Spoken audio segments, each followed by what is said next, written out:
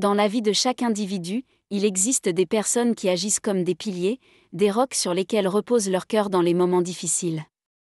Être désigné comme ce roc est un honneur mais aussi un fardeau, car cela implique de porter le poids des émotions et des luttes intérieures de ceux qui nous entourent.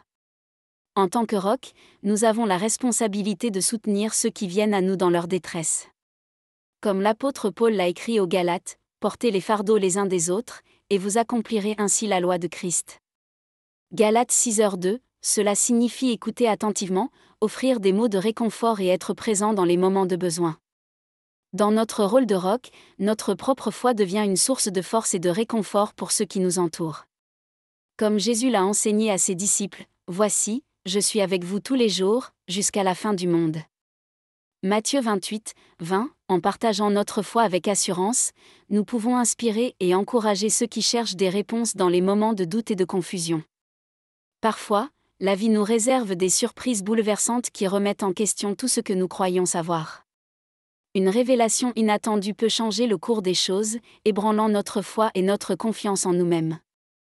Dans ces moments-là, il est important de se tourner vers Dieu pour trouver la force et la sagesse nécessaires pour traverser l'orage. Même lorsque tout semble sombre et incertain, nous devons avoir confiance en la providence divine qui guide nos vies avec sagesse et amour. Comme l'écrit l'apôtre Paul dans sa lettre aux Romains, nous savons, du reste, que toute chose concourt au bien de ceux qui aiment Dieu. Romains 8h28, même les moments les plus difficiles peuvent être des occasions de croissance spirituelle et de rapprochement de Dieu. Dans les moments de doute et d'incertitude, il est essentiel de persévérer dans notre foi et notre confiance en Dieu.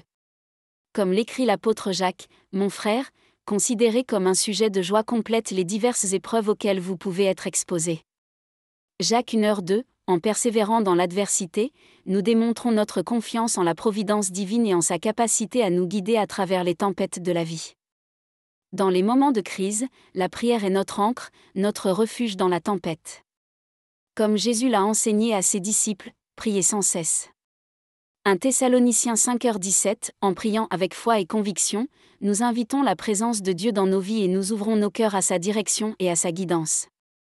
Face à une révélation bouleversante, il est important d'accepter ce qui est et de faire confiance au plan de Dieu pour nos vies. Comme l'apôtre Paul l'a écrit aux Philippiens, « Ne vous inquiétez de rien, mais en toute chose faites connaître vos besoins à Dieu par des prières et des supplications, avec des actions de grâce. » Philippiens 4h6, en acceptant avec grâce et gratitude ce que la vie nous réserve, nous trouvons la paix et la sérénité dans le cœur de Dieu. Même au milieu de la tourmente, il y a toujours de l'espoir. Comme l'écrit le psalmiste, « Quand le soir est venu, il y a des pleurs, mais le matin apporte la joie. » Psaume 30, 5, même dans les moments les plus sombres, nous devons garder la foi et l'espoir en l'avenir, sachant que Dieu est avec nous et qu'il nous guidera à travers les ténèbres vers la lumière. Ainsi, que nous soyons désignés comme le roc sur lequel repose le cœur de quelqu'un d'autre ou que nous traversions nous-mêmes une révélation bouleversante, nous sommes appelés à agir avec foi, persévérance et confiance en la providence divine.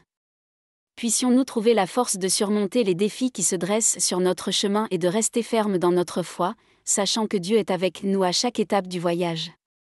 Amen.